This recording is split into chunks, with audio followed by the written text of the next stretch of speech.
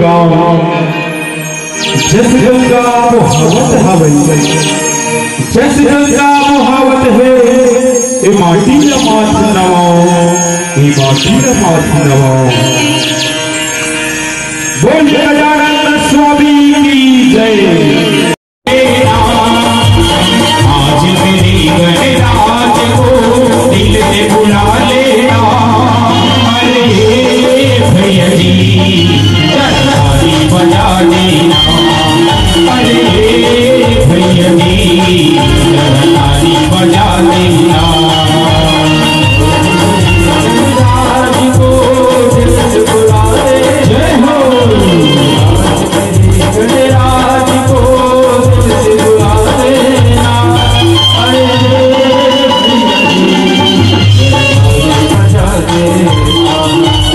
भैया जी बजा देना। आज मेरी गणराज को दिल से बुला लेना। आज मेरी गणराज को दिल से बुला लेना। अरे भैया जी ताली बजा देना।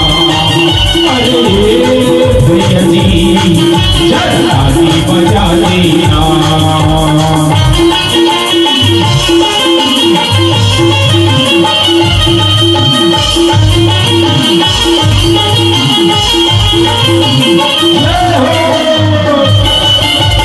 मीठी मीठी तालियों के साथ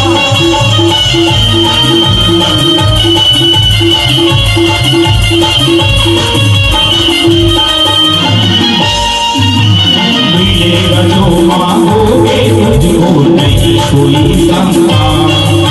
सारी दुनिया में बजता है गणपति का डंका।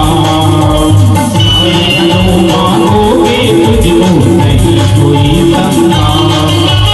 सारी दुनिया में बजता है गणपति का डंका। आज गजानन के चरणों में सर को झुका लेना।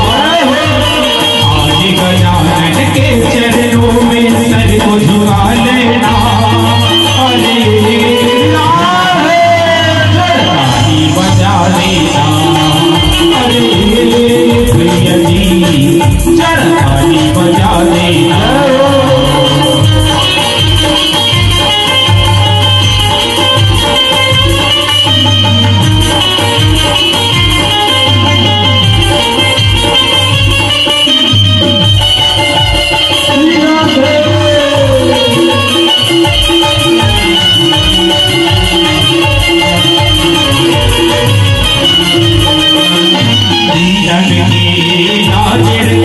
भैया मेरी गणराज भावना की पूरी